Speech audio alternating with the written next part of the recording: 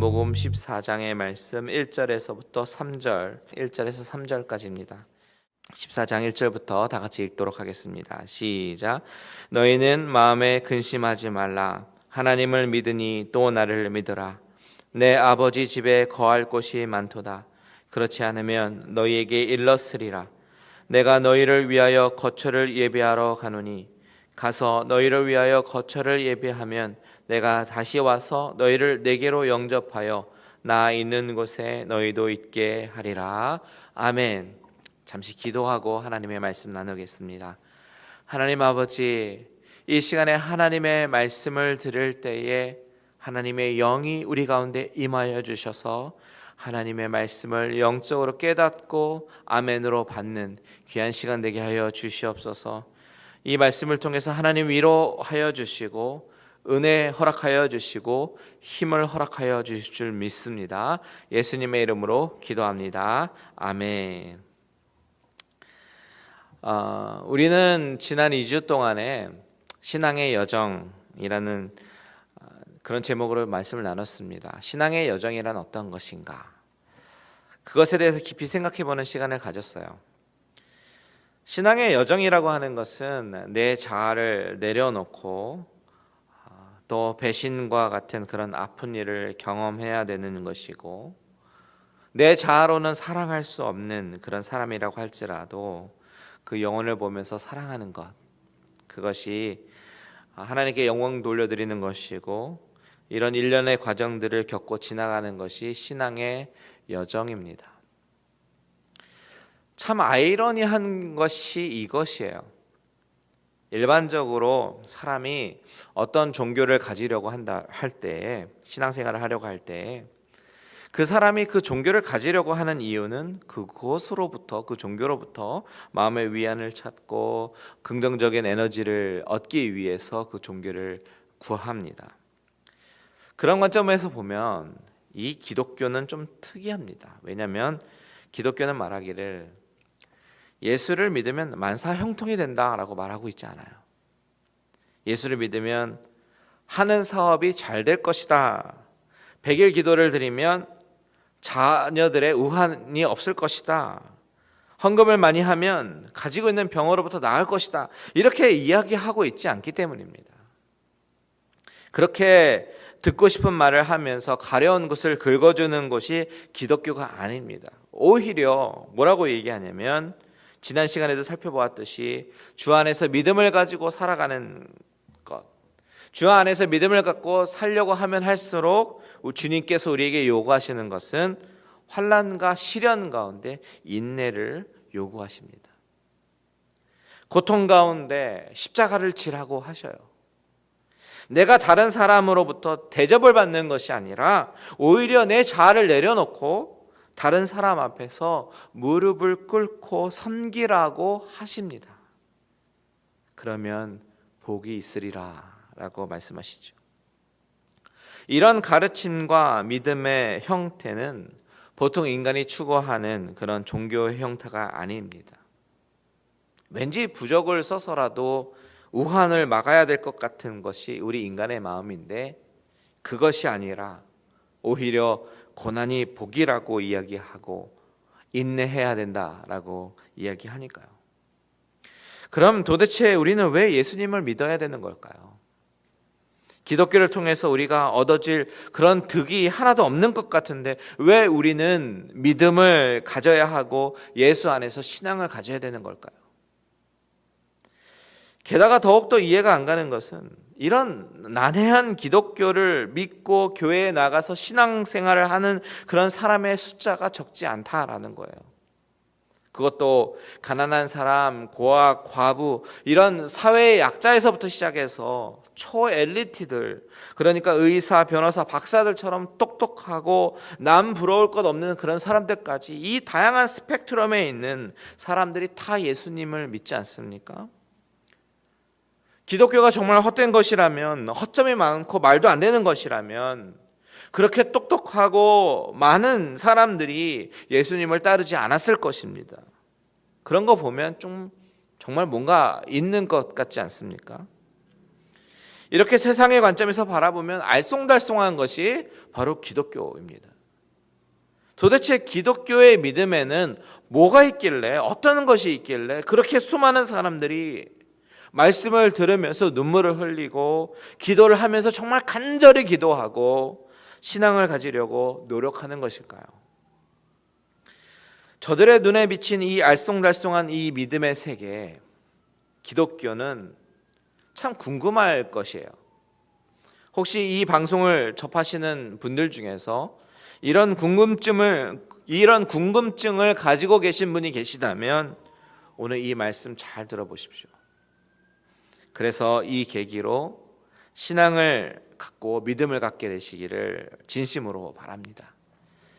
오늘 본문 말씀을 보면요, 주님은 제자들에게 뭐라고 말씀하시냐면 너희는 마음에 근심하지 말라라고 말씀하십니다. 이 이야기는 지금 제자들의 마음 가운데 근심이 있다라는 이야기겠죠. 여러분, 제자들의 마음에도 염려와 근심에 둘러싸여 있다. 이것을 한번 주목해 보십시오.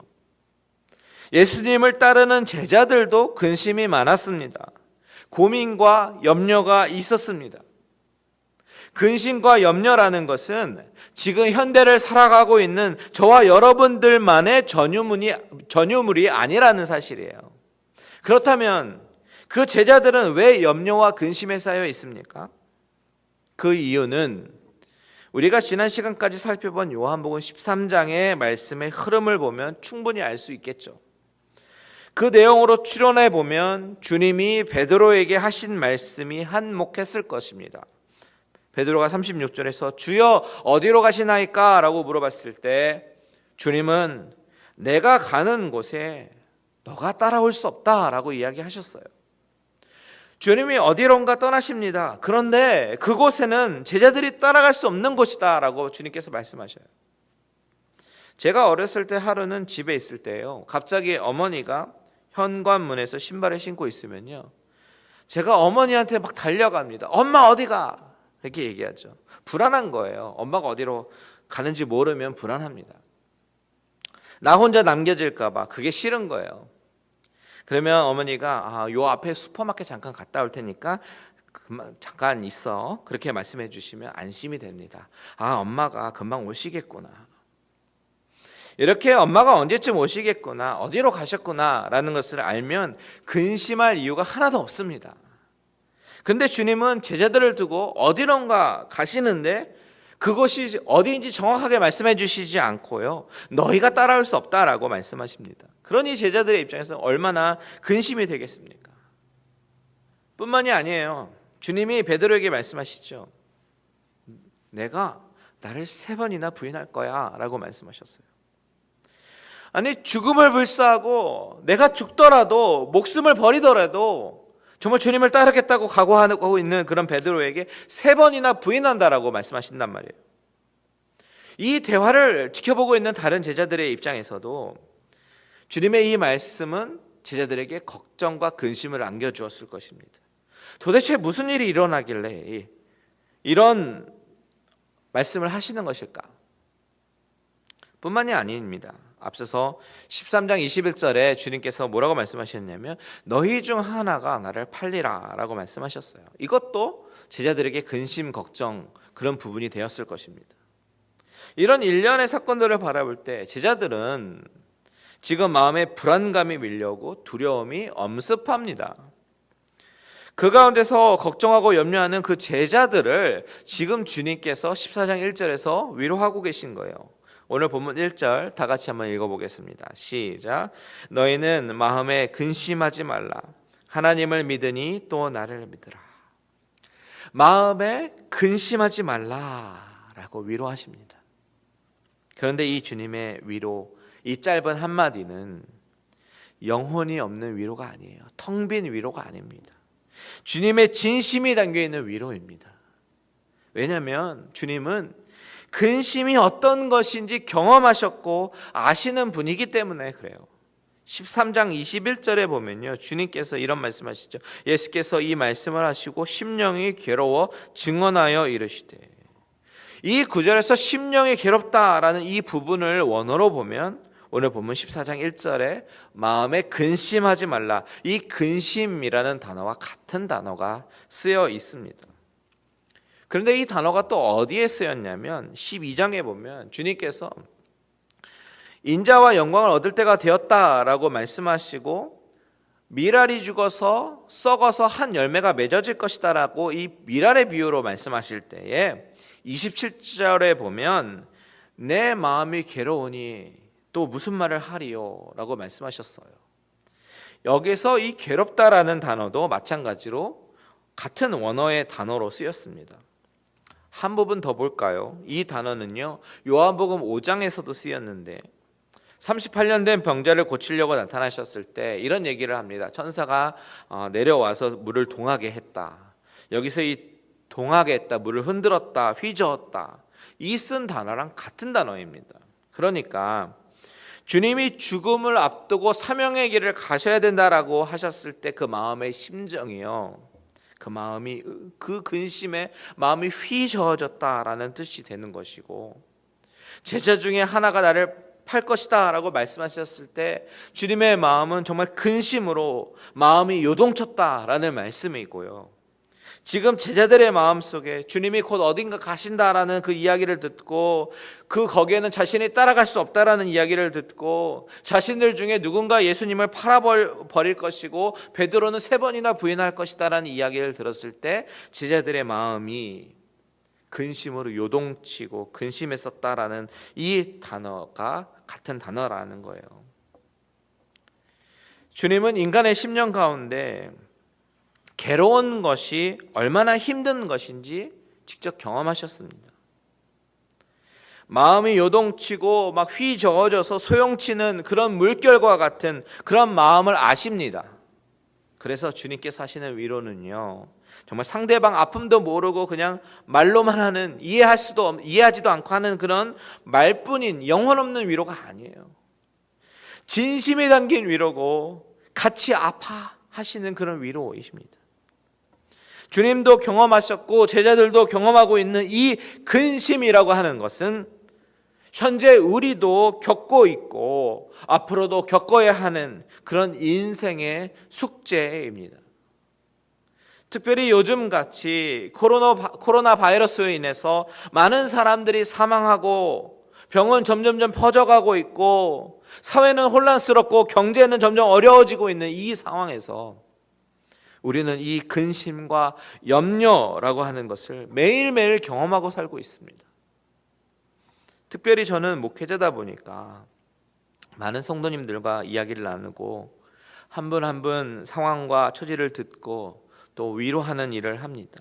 제가 성도님들을 만나서 이야기하면서 느끼는 것은 제가 막연히 집사님 힘내세요 라고 위로하기에는 정말 말도 안 되게 힘들고 어려운 분들이 의외로 굉장히 많이 있다라는 사실이에요. 삶이 정말 전쟁터 같고 그런 삶 가운데 살아가시는 분들이 너무 많이 있어요. 이것이 현실입니다. 이게 어려움의 끝인 줄 알았는데 또 다른 어려움이 다가와서 밀려오고 절망하고 좌절하고 힘들어하시는 분들이 있습니다. 제가 그분들의 상황을 그저 들어드리고 말씀으로 위로하고 기도하고 이렇게 드릴 수 있는 그 위로의 한계가요 있어요. 저에게는요. 왜냐하면 그분들의 아픔을 제가 직접적으로 경험하고 있지 않기 때문입니다. 그렇기 때문에 제가 드리는 위로가 얼마나 그들에게는 막연하고 텅 빈 위로가 될까 하는 생각도 합니다. 정말 안타까운 경우가 한둘이 아니에요. 분명히 예수 믿고 신앙생활을 열심히 하려고 하는데 바뀌지 않는 이런 상황 가운데 낭망할 수밖에 없고 절망할 수밖에 없는 그런 우리 성도님들의 삶의 문제를 바라보면서 제가 할 수 있는 것은 실제적으로 도움이 될 수는 없더라도 그저 그냥 마음을 나누고 기도하는 것밖에 없어요. 그런데 오늘 본문을 이렇게 묵상하다 보니까 주님이 오늘 제자들에게 위로하시는 장면을 유심히 보면요, 주님의 위로는 무언가 차원이 다른 위로이구나라는 것을 알게 됩니다. 주님의 위로는요, 저처럼 한계가 있는 그런 인간이 주는 위로와는 차원이 다른 위로예요. 주님의 위로는 천지를 지으신 하나님께서 인간의 육신을 입고 인간의 한계와 고통과 근심을 경험하시면서 친히 주시는 위로입니다. 이 부분을 주목해 봐야 됩니다. 주님은 본문에서 제자들을 어떻게 위로하십니까? 첫 번째 주님께서 하시는 위로의 말씀은 하나님을 믿으니 또 나를 믿으라 라고 말씀하셔요. 1절 보십시오. 너희는 마음에 근심하지 말라. 하나님을 믿으니 또 나를 믿으라. 이 말을 좀 더 정확하게 번역을 하면 너희가 전능하신 하나님, 창조주 하나님, 인도자 하나님을 믿고 의지하는 것 같이 나를 믿어라 라는 뜻이에요. 제자들은 하나님을 믿는 유대인이었잖아요. 그런 유대인들에게 주님은 그 하나님의 본체이시고 세상에 있기 전에 계셨던 말씀이시고 세상에 비치셨던 되어서 사람들 가운데 거하시는 하나님 아버지의 독생자의 영광을 보고 믿으라는 것입니다. 여러분, 제자들은 지금 지난 3년간 주님과 동행했어요. 하나님의 아들과 동행했습니다. 그런데 주님이 하나님의 아들이심을 믿지 않는다면 그동안 함께했던 시간은 의미가 없는 것이 되는 거예요. 전능하신 하나님을 믿는다는 것은 자기의 확신으로 믿으라, 이것이 아닙니다. 하나님을 믿는 참 믿음을 가질 수 있는 오직 유일한 길은요, 바로 하나님의 아들 예수 그리스도를 통해서만 믿을 수 있다라는 것입니다. 예수님을 통하지 않고서는 하나님을 믿을 수 있는 길이 없다라는 말씀을 하고 계시는 거예요. 6절 보십시오. 다 같이 읽습니다. 시작. 예수께서 이르시되 내가 곧 길이요 진리요 생명이니 나로 말미암지 않고는 아버지께로 올 자가 없느니라. 주님이 말씀하십니다. I am the way라고요. The truth and the life. 예수 그리스도가 길이 되시고요, 진리가 되시고 생명이 되시는데 그분을 통하지 않고는 아버지께로 나아갈 수 없다라고 말씀하셔요. 그래서 1절에서 주님이 제자들에게 나를 믿으라 라고 말씀하시는 것이 너무나도 중요한 위로의 말씀입니다. 예수 그리스도가 하나님의 아들이심을 믿게 되면 그 사실이 우리로 하여금 근심을 그치게 할 수 있는 그런 힘이 되는 것입니다. 주님이 이 말씀을 하시면서 제자들에게 원하셨던 것은 지난 3년 가운데 주님이 제자들 앞에서 하셨던 모든 일들을 생각나게 하시는 것이에요. 그들은 주님을 따라다니면서 모든 거 다 봤잖아요. 병 고치는 것도 봤고요, 파도 잠잠케 하시는 것도 봤고요, 귀신도 쫓으셨고요. 그들은 다 보았습니다. 다 증인이에요. 그들은 주님이 그런 전능하신 하나님이신 줄을 다 목격했습니다. 무슨 말이에요? 믿음이라는 것은 마음속으로만 생각하는 것이 아니라 실제적인 믿음이라는 것입니다. 관념이 아니라는 거예요. 우리 삶에서 실제로 경험되어지는 것이 믿음이다라는 것입니다. 지금 주님은 제자들에게 그것을 리마인드 시킵니다. 하나님을 믿으니 또 나를 믿으라. 내가 누구인지 생각해 봐라. 내가 무엇을 행했는지 생각해 봐라. 이렇게 말씀하고 계시는 것입니다. 그런데 여러분, 주님의 이 위로를 보십시오. 주님은 지금 제자들이 겪고 있는 이 근심의 문제를 실제로 해결해 주시지 않습니다. 주님은 제자들이 무엇을 근심하는지 너무나도 잘 알고 있어요. 그래? 내가 떠난다는 것이 근심이 되는구나. 그러면 내가 떠나지 않을게. 이렇게 얘기하고 계시지 않아요? 베드로야, 너가 부인할 일이 없게 할 테니까 너무 걱정하지 마라. 주님은 이렇게 실제적인 솔루션을 주시지 않는다라는 것이에요. 다만 주님이 주시는 위로는요, 지나간 일들을 기억나게 하시면서 내가 하나님의 아들임을 믿어라. 나를 통해서 하나님께 나아갈 수 있단다라고 주님은 말씀하고 계십니다. 주님의 이 위로는 실제적으로 삶에 도움이 되는 위로가 아니라 그것보다 한 단계 더 넘어선 궁극적인 위로가 되는 것입니다. 여러분, 우리가 원하는 위로는 하나님 경제적으로 어려워요. 물질을 허락해 주세요. 하나님 건강이 상했어요. 우리에게 건강을 허락해 주시고 고쳐주세요. 이런 삶의 실질적인 문제로 고민하고 낭망하지만 주님이 주신 위로는 무엇입니까? 나를 믿으라 라고 말씀하셔요. 이것이 어떻게 궁극적인 위로가 될까요? 두 번째 주님이 말씀하시는 위로를 보면 알 수가 있습니다. 두 번째 주님이 하시는 말씀은 2절과 3절 다 같이 읽겠습니다. 시작. 내 아버지 집에 거할 곳이 많도다. 그렇지 않으면 너에게 일렀으리라. 내가 너희를 위하여 거처를 예비하러 가노니 가서 너희를 위하여 이 거처를 예비하면 내가 다시 와서 너희를 내게로 영접하여 나 있는 곳에 너희도 있게 하리라. 주님이 먼저 나를 믿으라. 내가 하나님의 아들이고 전능하신 하나님께 나아가는 길은 나를 통해서만 가능하다라고 말씀하신 이 이유는 바로 내가 너희를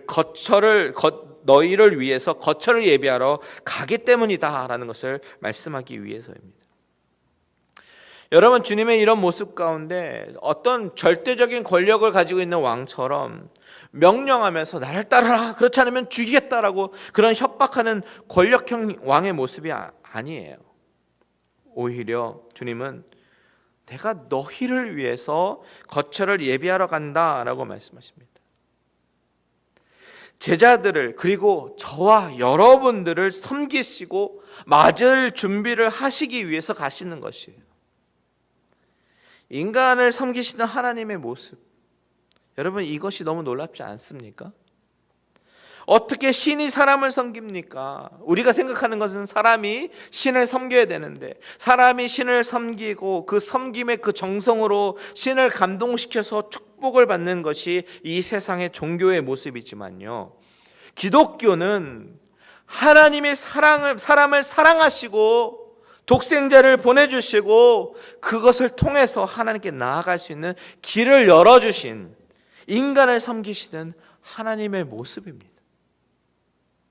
주님은 지금 거처를 예비하러 간다고 말씀하시면서 누구를 위해서라고 말씀하셔요? 너희를 위해서라고 말씀하십니다. 이런 모습이 위로가 되는 거예요. 3절 보십시오. 가서 너희를 위하여 거처를 예비하면 내가 다시 와서 너희를 내게로 영접하여 나 있는 곳에 너희도 있게 하리라. 주님은 지금 가시지만 다시 와서 영접하시겠다라고 말씀하십니다. 그리고 그때는 너희도 있게 하리라. 하늘에 가셨다가 다시 오실 주님, 가시고 오시고 이 부분에서요 깊은 아버지의 진리가 숨어 있어요. 우리 다 같이 요한복음 1장 51절 볼까요? 1장 51절 시작. 또 이르시되 진실로 진실로 너에게 이르노니 하늘이 열리고 하나님의 사자들이 인자 위에 오르락내리락 하는 것을 보리라 하시니라. 요한복음 1장에서 예수님이 나다나엘을 제자로 부르시는 장면이에요. 그때 주님은 그와 주변에 있는 제자들에게 이렇게 말씀하십니다. 하늘이 열리고 하나님의 사자들이 인자 위에 오르락내리락 하는 것을 보리라. 여러분, 이것은 창세기 28장에서 야곱이 꿈을 꾸는 그 장면을 인용하는 건데요, 야곱의 꿈이 성취가 될 것을 얘기하고 계시는 거예요. 여기서 그런데 주목해 봐야 되는 부분이 하나님의 사자들이 인자 위에서 오르락내리락 한다라는 거예요. 야곱의 꿈에 나왔던 사닥다리가요, 요한복음 1장에서는 인자 위로 바뀌었습니다. 무슨 말입니까? 주님이 땅과 하늘을 연결하고 땅과 하늘을 오가시면서 자기 사람들을 사랑하시되 끝까지 사랑하시는 그 주님의 모습을 보여주시는 거예요. 그러면서 주님의 말씀은 오직 원웨이라는 겁니다. 오직 예수 그리스도를 통하지 않고서는 하나님의 나라에 들어갈 수 없다고요. 길이요 진리요 생명이신 그 예수 그리스도를 통해서만 주님이 예비하신 그 초소, 그 거처에 갈 수 있다라는 사실을 주님은 말씀하고 계십니다. 주님의 이 위로를 보십시오. 인간의 감정을 위안을 주고 삶의 경제적인 어떤 도움을 주는 그 위로가 아닙니다. 이것은 인간이 가야 할 궁극적인 본향인 천국에 대한 소망을 주면서 그 천국에서 우리의 거처를 예비하시고 다시 오셔서 우리를 데리고 가시겠다라고 약속을 하고 계시는 궁극적인 위로가 되는 거예요. 그런데 그 거처를 가기 위해서는 친히 몸소 사닥다리가 되어 주셔서 길이 되어 주시고 진리가 되어 주시고 생명이 되어 주시는 그 예수 그리스도를 통해서만 갈 수 있다라는 그 방법도 우리에게 알려주시는 것입니다. 오늘 메시지의 결론이 바로 이것입니다.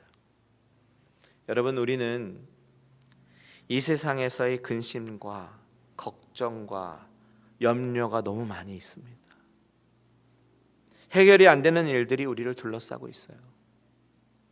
좌절할 만한 일들이 너무 많이 있습니다. 하지만 예수 그리스도를 믿는 자들에게 주어지는 참된 위로는 바로 하늘의 본향을 가지고 있다라는 사실입니다. 이것이 하나님이 우리에게 주시는 궁극적인 위로인 것이에요. 여러분, 제가 서두에서 알쏭달쏭한 기독교, 믿음의 세계에 대한 그런 말씀을 드렸는데, 세상의 눈으로 보면 기독교는 참 이해 안 가는 것이 투성이겠죠. 그런데 이 진리를 깨닫게 되면요, 우리가 이 세상에 소망을 두는 것이 아니라 바로 영원한 천국을 소망하며 살아가는 그 믿음, 그것을 갖게 되는 것입니다.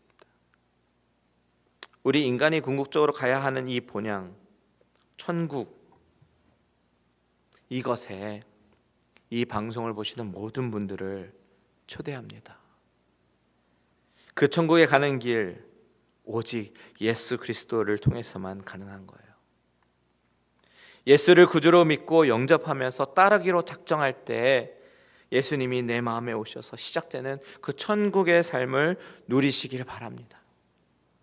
이 세상에서 겪어야 되는, 경험해야 되는 그 절망된 일이 많지만 주님은 영접하는 자, 곧 그 이름을 믿는 자들에게는 하나님의 자녀가 되는 권세를 주셨다라고 말씀하고 계셔요. 예수 그리스도가 살아계신 하나님의 아들이시고 나의 죄를 씻기기 위해 십자가에 돌아가셨다라는 그 사실을 믿고 그를 영접하셔서 그 사실로 인해서 천국의 소망을 갖게 되시는 모든 성도님들 되시기를 주님의 이름으로 축원드립니다. 다 같이 찬양하고 기도하겠습니다. 이 세상에 근심된 일이 많고 다 같이 찬양하고 기도합니다.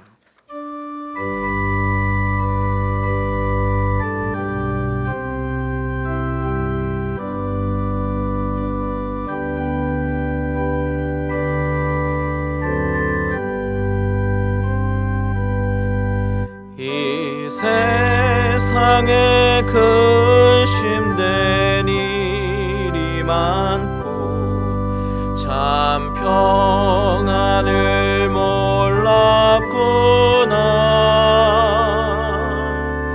내 주 예수 나로라 부르시니 곧 평안이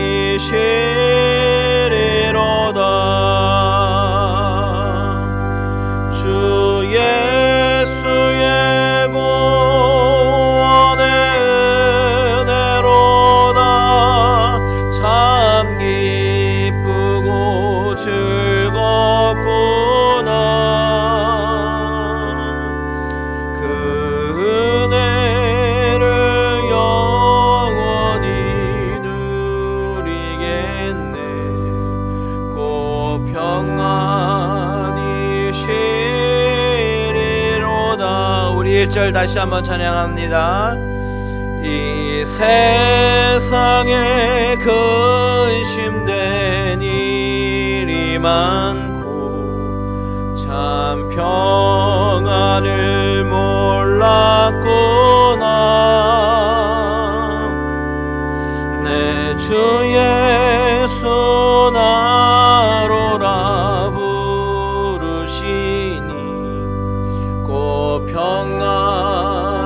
주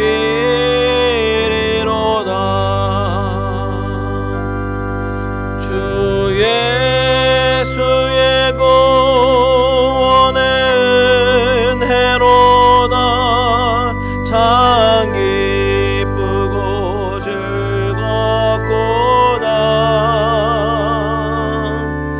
그 은혜를 영원히 누리겠네. 곧 평안히 쉬리로다. 우리 이 시간에 다 같이 기도하기 원합니다. 여러분, 우리 삶 가운데 경험되어지는 많은 걱정과 근심한 일들이 너무 많이 있습니다. 하지만 주님의 위로를 들으십시오.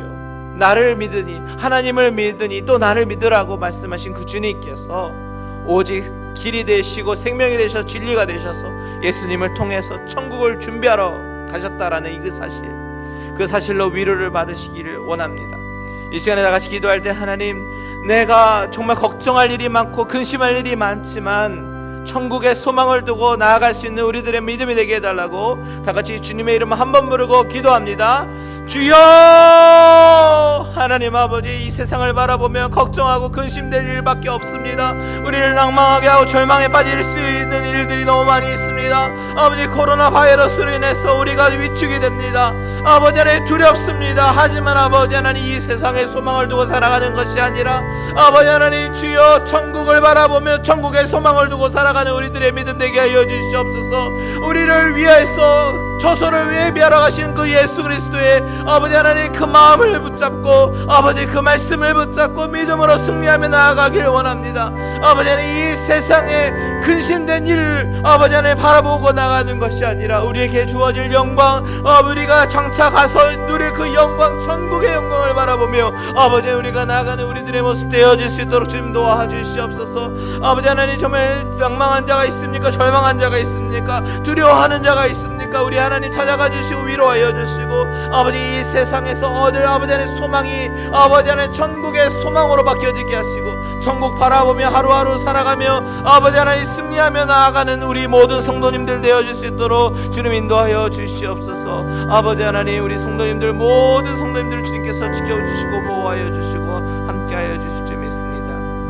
하나님, 우리가 살아가는 이 시대는 너무나도 걱정이 많고 근심이 많고 절망과 좌절할 일이 너무나도 많이 있음을 바라보게 됩니다.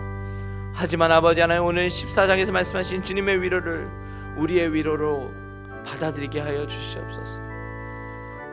하나님을 믿으니 또 나를 믿으라고 말씀하신 그 예수 그리스도의 그 위로가, 내가 너희를 위하여 거처를 예비하러 간다고 하셨던 그 예수 그리스도의 위로가 아버지 하나님 나의 위로가 되게 하시고 이 세상에서 만족함을 구하는 것이 아니라 천국 바라보며 그 우리가 궁극적으로 바라봐야 될 그 본향을 바라보며 위로를 얻으며 하루하루 승리하며 나아갈 수 있는 우리 성도님들 되어질 수 있도록 주님 인도하여 주시옵소서. 믿음이 연약하여 또한 아버지 하나님 두렵고 떨릴 때가 있지만 아버지 우리에게 믿음을 허락하여 주셔서 천국 바라보며 하루하루 승리하며 나아갈 수 있는 우리 모든 갈릴리 은혜 교회의 성도님들 될 수 있도록 주님 인도하여 주시옵소서. 이제는 우리 주 예수 그리스도의 은혜와 하나님 아버지의 지극하신 사랑하심과 성령님의 감동, 위로, 교통 충만케 하신 은혜가 우리의 삶은 두렵고 근심되며 걱정될 일이 많지만 그것을 잠시 내려놓고 영원한 천국을 바라보며 소망을 갖기를 소원하는 모든 믿는 자들 가운데, 심령 가운데, 가정 가운데 하시는 일들 가운데 이제로부터 영원토록 함께 계실지어다. 아멘.